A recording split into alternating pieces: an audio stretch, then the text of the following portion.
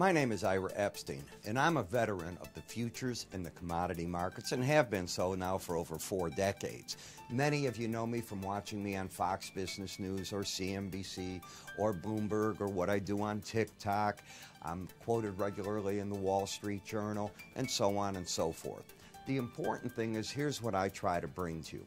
Each morning at approximately 8:30 a.m., I'm going to review boards like this and bring up the day's activity. What could be moving the market, the reports traders are looking at, some estimates with it. Short, right to the point. Then in the afternoons, I start a recap of 3 different sectors of the market in another video.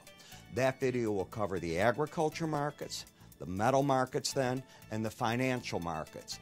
In those, we'll look at charts that start looking at weekly charts, we'll look at daily area only closed charts, bar charts, swing line studies, moving average studies, Bollinger Bands, slow stochastics, and start wrapping it up.